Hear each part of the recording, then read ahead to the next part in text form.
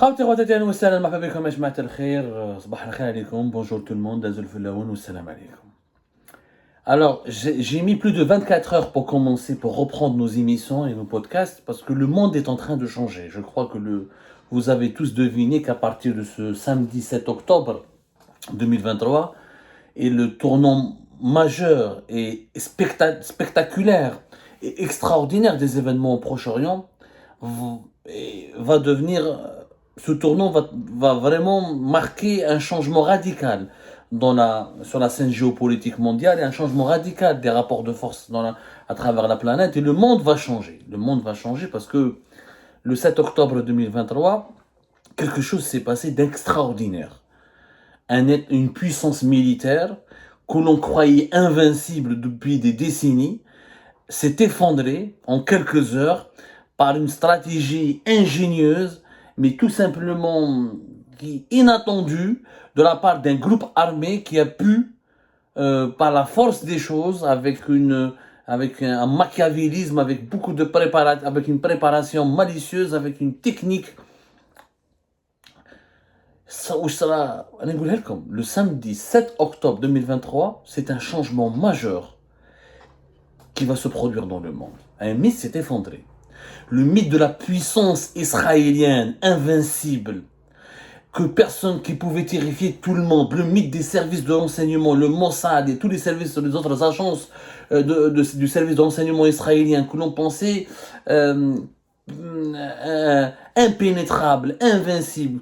Jamais on n'aurait cru que les Palestiniens pouvaient pénétrer jusqu'à 40 km au sein du territoire israélien, prendre des dizaines d'otages, tuer plus de 700 Israéliens, blesser plus de 2000 personnes et mener des combats dans 22 villes et villages israéliens. C'est du jamais vu. Les Masalach, mais 73. Mais la guerre de Kippour. D'ailleurs, la date, la symbolique, elle est forte. Un 5 octobre, pour la 73 aujourd'hui, c'est plus de 40 ans. Calculé, on est tout simplement dépassé par l'ampleur de cet événement. De 73 jusqu'à 2023, jamais Israël n'a été aussi malmené. Jamais la puissance israélienne n'a été aussi ébranlée, aussi secouée. Alors, je ne vais pas vous faire des émissions pour parler de ce qui se passe en Palestine, en Israël. Je pense que les médias internationaux, les agences de presse internationales, il y a des médias locaux, palestiniens notamment, il y a des médias pan-arabes, il y a Al Jazeera, Al Arabiya, il y a même des médias israéliens, médias CNN, BBC. Tout le monde vous donnera des informations beaucoup plus détaillées, beaucoup plus actualisées et des informations. Vous pouvez faire votre propre recoupement. Si vous voulez la version des faits des Palestiniens, vous savez quels sont les médias qui leur sont proches. Si vous voulez la version des faits des Israéliens, vous connaissez les médias qui leur sont proches. Notre but à Algérie Part n'est pas de vous informer sur un événement où les masses médias, où les plus grands médias du monde sont mobilisés et font une couverture en continu. De deux, j'anticipe les critiques et j'anticipe les polémiques. Je ne vais pas faire une émission pour débattre de est-ce que l'action du Hamas elle est légitime ou pas légitime, est-ce que la résistance palestinienne est légitime ou pas. Là en Algérie, ce débat ne se pose pas. Moi, je ne suis pas un Français, je ne parlerai pas du point de vue français occidental, mais du point de vue algérien. Il est évident que le peuple palestinien a le droit de se défendre, que les centaines de victimes israéliennes ne peuvent pas nous faire oublier aussi qu'il y a eu des centaines de milliers de victimes palestiniennes depuis des années et des années, que la violence, elle est abjecte, quel que soit le camp qui commet cette violence, et que dans une guerre, il n'y a que des violences abjectes, et que la guerre, c'est toujours les vainqueurs qui écrivent l'histoire, et que le peuple palestinien qui a toujours été vaincu, que la résistance palestinienne a toujours été vaincue, est en train peut-être de renverser la vapeur. Donc là, on n'est pas là pour dire Hamas, groupe terroriste, pas groupe. Moi, je suis dans le débat en Algérie, il n'y a pas de débat là-dessus. Les Algériennes et les Algériens sont massivement avec la Palestine, soutiennent le droit des Palestiniennes et des Palestiniens à résister, à libérer leurs terres. C'est une cause qui, pour nous, les Algériens et les Algériens, légitime, noble. Il n'y a pas de débat là-dessus. Maintenant, fallait-il attaquer des civils? Fallait-il prendre des otages? Est-ce qu'il n'aurait pas fallu se contenter d'attaquer uniquement des militaires? Ça, c'est des débats. À chaque fois qu'il y a une guerre, à chaque fois qu'il y a un conflit, à chaque fois qu'il y a un conflit armé, il y a toujours des idéologues, des penseurs, des intellectuels qui essayent de réfléchir sur la légitimité et de l'action de résister. Est-ce que le fait de porter des armes, est-ce que c'est nécessaire de porter atteinte à la vie des civils? C'est un débat qui est interminable et c'est pas notre débat.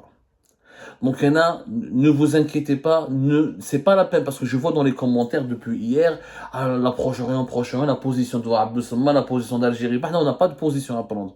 Je ne suis pas un chef de la diplomatie, je suis pas un journaliste, je suis pas ni un Palestinien, ni un Israélien, je suis un observateur, je dirais même neutre, mais ma neutralité n'obscurcit pas ma lucidité. Il est clair, net et précis que les Palestiniens, comme nos ancêtres, les Moudjahidines lors de la guerre de l'indépendance, ont le droit de résister, ont le droit de porter les armes, ont le droit de libérer leurs terres. Maintenant, est-ce qu'il faut légitimer toutes les actions armées contre les civils?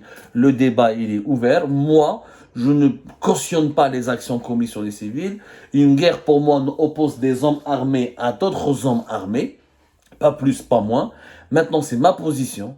Je ne suis pas là pour ni condamner ni pour applaudir l'action du Hamas. Je dis juste que la question palestinienne est complexe, elle est compliquée et que les Palestiniens ont le droit d'avoir leur pays, leur État et leur terre.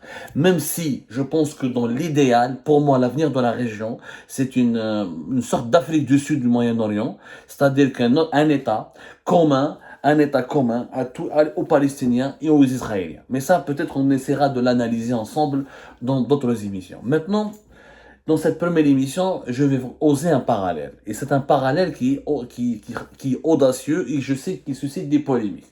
Mais encore une fois, j'ai commencé cette émission en disant que la cause palestinienne est une cause noble, légitime, et que la résistance palestinienne a le droit de se défendre et de défendre son peuple et de mener des actions pour la libération de son peuple et de sa terre. Le Hamas, même si on ne partage pas ses opinions islamistes, ses oppositions, etc., fait partie de la résistance palestinienne. Il n'en est qu'une partie prenante.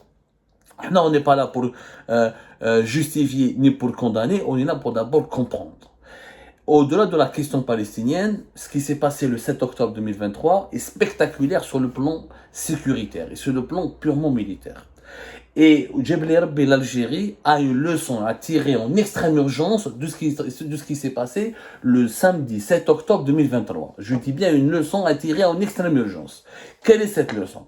Alors que Israël est une puissance qui a gagné pratiquement toutes ses guerres, de 67 à 73, ses affrontements avec le Hezbollah, même si son retrait du sud du Liban et son retrait de Gaza peuvent être interprétés comme étant des défaites, mais beaucoup plus des défaites diplomatiques que des défaites militaires, alors que Israël est l'une des armées les plus puissantes du monde, pays de puissance nucléaire, etc., on a remarqué que ce 7 octobre, pendant pratiquement 10 heures à 12 heures, elle a été ébranlée, totalement secouée, elle a été mise à nu, la puissance israélienne, et le mythe s'est effondré. Une simple milice, le Hamas est une milice, ce n'est même pas une armée, c'est une milice.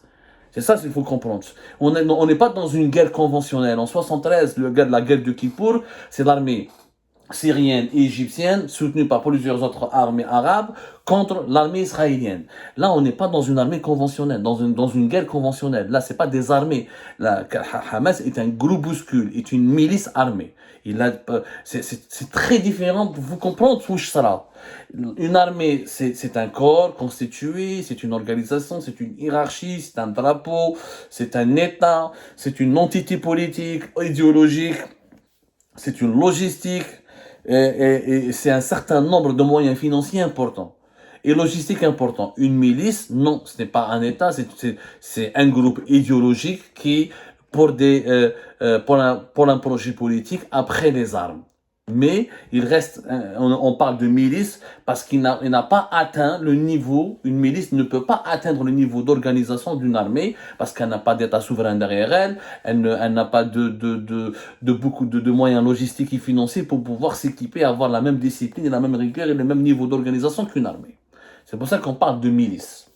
Le 7 octobre 2023, on a eu la démonstration que même les armées les plus puissantes au monde peuvent être fragilisées, peuvent être fragiles, et elles peuvent encaisser beaucoup de pertes, elles peuvent être mises en échec et être incapables de défendre la sécurité, l'intégrité territoriale d'un pays ou de la sécurité nationale d'un territoire précis lorsqu'elle est attaquée de façon bien organisée, machiavélique, intelligente et attaquée de façon brusque et inattendu et pris au dépourvu ou surpris par une milice bien organisée qui peut pénétrer à l'intérieur d'un territoire et peut causer beaucoup de dégâts. Parce que même si Israël va détruire Gaza, quels sont les scénarios potentiels, comment les Israéliens vont réagir, est-ce que l'armée israélienne va envahir Gaza, comment Israël va se venger, quelle que soit la vengeance d'Israël, quel que soit ce que Israël va entreprendre. Il n'en demeure pas moins que le 7 octobre, elle a encaissé une défaite historique, où une simple milice a pu lui infliger beaucoup de dégâts pendant 10 à 12 heures dans 22 villes et villages, ce qu'eux ils appellent des kibbutz, mais c'est des villages, dans 22 localités à jusqu'à 40 km à l'intérieur du territoire israélien. Et quel que soit, même si demain le Hamas est neutralisé, il n'en demeurera pas moins que Israël a démontré qu'elle était fragile et que sa superpuissance ne peut pas la protéger ou n'est pas une immunité éternelle et ne peut pas la protéger contre tous les risques. Donc je vous invite à une réflexion. Elle est osée, elle est audacieuse cette réflexion, elle va plaire à tout le monde. Mais nous oublions que ce sont les Palestiniens et les Israéliens. Oublions que c'est la cause palestinienne, oublions que c'est le Proche-Orient, oublions que ce sont les Israéliens contre les Palestiniens, oublions tout ça. Oublions tout ça et revenons à l'Algérie. À la belle comme l'Algérie, on est entouré de conflits. Et on est entouré de pays où il y a des milices armées qui sont bien armés, aussi peut-être pas aussi bien armés que le Hamas, mais qui risquent d'atteindre le même niveau d'armement que le Hamas. Par exemple, au Mali, il y a des groupes terroristes affiliés à Al-Qaïda ou affiliés à l'État islamique, anciennement Daesh, qui sont très armés, qui contrôlent des territoires entiers au Mali. Au Niger, ce sont les mêmes groupes terroristes aussi qui essaient de se déployer et de contrôler le Niger comme ils contrôlent de vastes territoires au Mali. La Libye, il y a des milices qui sont armées, peut-être ce n'est pas plus armé que le Hamas. Et la Mauritanie n'est pas à l'abri d'un scénario de déstabilisation, plus le problème que nous avons avec le Maroc, mais le Maroc c'est plus ou moins, c'est un autre scénario parce que on risque d'avoir une guerre conventionnelle. Mais avec le Mali, le Niger et la Libye, on risque d'avoir le même scénario qu'Israël a eu avec le Hamas. C'est-à-dire, imaginez au Baïd un groupe touareg extrémiste, un groupe islamiste terroriste extrémiste, un groupe en Libye ou là au Niger ou là au Mali, et ils vont pendant plusieurs mois, comme le Hamas l'a fait pendant plusieurs mois. Imaginez, ils décident de préparer une offensive militaire contre le territoire algérien en utilisant les moyens clandestins, des simples motos, des années survolent le territoire. Israël avec le Mossad, Pegasus, l'observation satellitaire, les missiles nucléaires, tous les moyens de défense électronique et tous les moyens de transmission qu'ils ont, et le Hamas a réussi de 3h du matin jusqu'à midi à déjouer tous ces dispositifs et à tromper l'ennemi et à entrer jusqu'à 40 km.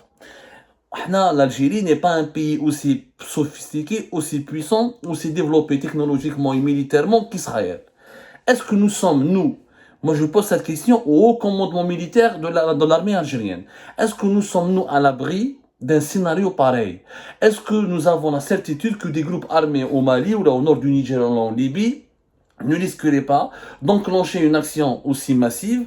Jusqu'à quel point ils peuvent entrer au sein du territoire algérien et jusqu'à quel point ils peuvent infliger des dégâts et causer des problèmes à notre sécurité nationale? Je dis ça pourquoi? Parce que les Israéliens en Israël, depuis le 7 octobre dernier, le 7 octobre 2023, toute la presse israélienne, les politiques, les observateurs, les interparlent et s'interrogent sur la faillite du renseignement. Comment le Mossad, le Shin Bet, parce qu'ils n'ont pas que le Mossad, ils ont d'autres agences de renseignement israéliens, mais non, le Shin Bet, si je ne me trompe pas comment ça se prononce, enfin, comment les services de renseignement israéliens n'ont pas anticipé ce danger, cette attaque. Comment? Et pourquoi ils n'ont pas eu les informations nécessaires alors qu'ils sont réputés comme étant les meilleurs services de renseignement du monde? c'est justement le problème que nous avons nous aussi en Algérie. Nous avions des superbes services de renseignement, mais qui sont aujourd'hui plus divisés, alors que le Mossad ou les autres services de renseignement en Israël ou les dans des unités, les Israéliens sont très unis بيناتهم. Il y a une crise politique par rapport à Netanyahou, mais l'État profond. Il n'y a pas de guerre de clan بيناتهم, il n'y a pas intergénéral, il y a un clan intergénéral. Les Israéliens, c'est un pays qui est tout le temps sur le qui-vive et qui est tout le temps en guerre pratiquement. Et dans les raisons militaires et sécuritaires, il n'y a pratiquement pas de clivage. Nous, en Algérie, avec combien les services secrétaires n'ont pas de patron depuis 2019, que l'armée a emprisonné une dizaine de généraux, que beaucoup de nos officiers à l'enseignement en 2019, au revoir, beaucoup ont fait de la prison, d'autres ont été admis à la retraite, d'autres ont été contraints de s'exiler, de partir à l'étranger, d'autres se sont enfuis, ils ont disparu dans la nature. Pas de patron des services. Une armée qui est affaiblie de l'intérieur puisque plusieurs patrons d'anciennes régions militaires, notamment des régions frontalières, sont en prison. Les officiers supérieurs, les lieutenants, les colonels, les petits colonels, les commandants, etc. Et nous avons un territoire beaucoup plus vaste. Le Hamas, il a utilisé la terre, les airs et l'espace maritime pour entrer en Israël. Nous avons des airs. Les Israéliens ont construit des murailles, des moyens de surveillance satellitaire, électronique. Le désert est beaucoup plus difficile à contrôler que n'importe quelle autre portion du territoire, parce que les conditions climatiques sont difficiles, l'étendue de la géographie, le fait qu'il y ait des zones qui soient pratiquement inaccessibles, impossible de surveiller. حنا رانا dans une حبيت نقول لكم باللي بعيد الشر هما اسرائيل بقوه تاعها والعظمه تاعها وطاحت. حنايا اوني ديفيزي. انا نقول لكم ما عندناش ان با هما يبارل d'échec des services de renseignement, d'une faillite du renseignement. حنا les services de renseignement n'existent plus depuis 2019. ما عندناش un patron. ما عندنا ni coordinateur ni un patron des services de renseignement. Le renseignement extérieur وحده, le renseignement intérieur وحده, le renseignement technique وحده. Plusieurs généraux في الحبس. Une armée qui est divisée. Nous sommes à une année des élections présidentielles. Il n'y a pas un front interne. هذا يقول لك انا ما سمعتش شنقريحه، يقول لك هذا يقول لك انا ما سمعت بوعلام. في وسط الارمي اللي راهو مع بن علي، اللي راهو مع تاع شيف دو ريجيون، اللي راهو مع اول حاجه تاع لا جوندارموري، اللي راهو مع بن شيخ تاع لا بوليس. L'unité nationale وين راهي؟ Et qui pourra protéger l'Algérie au cas où بعيد الشر des groupes armés extrémistes, séparatistes pourraient être aussi bien équipés que le Hamas en Palestine, en Afrique, Gaza, ou imaginez, il lance une offensive contre nous, contre notre territoire, pour viser des objectifs très très précis. On a eu déjà ça avec l'attaque de Tigrin-Tourin. Rappelez-vous, Tigrin-Tourin, le groupe armé qui a atteint, qui a pratiquement touché et bousillé l'un des sites pétroliers, et l'un des sites pétroliers et l'un des sites gaziers plutôt les plus stratégiques et les plus importants sur le territoire algérien. Peut-être qu'après Tigrin-Tourin en 2013, est-ce qu'on ne risque pas d'avoir d'autres Tigrin-Tourin mais avec une ampleur plus dramatique, ou peut-être, ou malheureusement il y a un risque que des groupes armés soient aussi bien équipés que le Hamas, dans une logique de conquête de pouvoir et de déstabilisation régionale, ils pourraient s'attaquer à l'Algérie. Est-ce que nos services de renseignement, qui n'ont pas de patron, qui n'ont pas une direction cohérente, qui n'ont pas de cohésion dans leur fonctionnement, ou plusieurs de leurs anciens responsables sont à la prison ou là exclus de leur fonction, ou là relevés de leur fonction brutalement, là admis brutalement à la retraite, ou est-ce que notre armée elle est prête alors qu'elle est divisée de l'intérieur avec un certain nombre de généraux importants, d'officiers supérieurs très importants qui sont en prison? Sommes-nous prêts alors que nous sommes un pays divisé autour de plusieurs clans, où chacun de ces clans essaie de se positionner en fonction d'un agenda particulier qui ne concerne pas forcément l'intérêt général et qu'ils essaient d'imposer son pouvoir en prévision des élections présidentielles de 2024? Et maintenant, est-ce que nous sommes réellement capables de nous défendre, nous les Algériennes et les Algériens, par rapport à un scénario, ou là vis-à-vis d'un scénario, j'espère qu'il ne va jamais se réaliser, mais qui risque de se réaliser, parce qu'aujourd'hui, la défaite d'Israël le 7 octobre, elle va donner des idées à tous les autres groupes armés qui, selon eux, résistent, parce que les terroristes, le Hamas, on ne les considère pas comme des terroristes, parce qu'on estime que la cause de la Palestine, elle est légitime. Mais les terroristes du Mali, on les appelle des terroristes, mais le terrorisme, les groupes terroristes au Mali, je me bats pour Allah, je me bats pour Sharia, pour une république islamique, pour libérer le Mali, pour avoir un territoire où il y a la loi de Dieu, pour eux, leur cause, elle est légitime. Quand on prend les armes, pour la personne qui tire, qui veut faire la guerre, sa cause est aussi légitime. Est-ce que ça ne risque pas de donner des mauvaises idées ou d'inspirer d'autres groupes armés qui vont renforcer leur armement, qui vont renforcer leur militarisation pour essayer de lancer de telles opérations contre des armées considérées comme puissantes et des États considérés comme puissants dans la région, et la première puissance dans la région est l'Algérie. Et est-ce que l'Algérie, elle est préparée à ce genre de scénario? Dans un contexte politique de division, de clanisme, d'incertitude et de manque de visibilité par rapport à la succession de Tebboune en 2024, il y a un contexte où les services de renseignement sont morcelés. حنا الموساد ما عندهم ان باترون، حنا ما عندناش ان باترون في السيرفيس سكري، عندنا الاكستيريور منا ولا الاكستيريور بيناتهم ماشي متفاهمين، وحنا ونالجيري الموساد او موان سي ان فيريتاب سيرفيس سكري، يعني ما تلقاش دي سيبر اكتيفيست ولا دي جورناليست ولا دي اكتيفيست تو كور اسرائيليان كي بالونس لي نون دي اوفيسيي تاع الموساد ولا تاع لي زوتر سيرفيس دو رونسينيمون اسرائيليان سور يوتيوب. حنا ندخل يوتيوب تلقى باللي هاولك، حنا تلقى واحد عايش في باري ولا واحد عايش في لندن il te donne tous les détails تاع les officiers algériens. هاو شوف حاكم البوست، هاو لك son véritable nom، يعني l'Algérie تاع gruyère، كلش متقوب، يعني كلش متقوب. روح اليوتيوب برك تشوف الفضائح، تشوف ما كاش دوله في العالم واللي سيرفي سكري تاعها les noms de leurs officiers sont affichés des fois avec leurs photos, avec leur parcours, des fois avec leurs actions, etc. comme l'Algérie. Plusieurs cyberactivistes donnent des noms comme ça, parce que leurs sources les manipulent, leur donnent des informations. Ce sont des sources qui émanent naturellement de l'intérieur même des services de renseignement. Comme il y a des règlements de compte, quand on veut faire tomber un responsable ou un chef, ils mettent de SMR ou ils mettent des fois même ses photos à un activiste établi à l'étranger qui va balancer ça sur les réseaux sociaux. Et du coup, le linge sale des services secrets algériens, il est affiché comme ça publiquement. Est-ce qu'un État qui fonctionne de la sorte, est-ce qu'un régime, j'ose même pas parler d'État, est-ce qu'un régime qui fonctionne de la sorte est capable réellement de se protéger, de protéger le pays, les Algériens et les Algériens, face à une attaque? J'espère qu'elle ne se réalisera jamais. Face à un risque d'une attaque aussi massive d'une milice armée qui pourrait être tentée de pénétrer à l'intérieur du territoire national. La question que je pose, c'est la question qu'on devrait poser. Et sur le plan sécuritaire, la leçon qu'on devrait tirer en toute urgence de ce qui est en train de se passer entre le Hamas et Israël depuis le 7 octobre 2023. Et je pense que le débat est plus qu'urgent.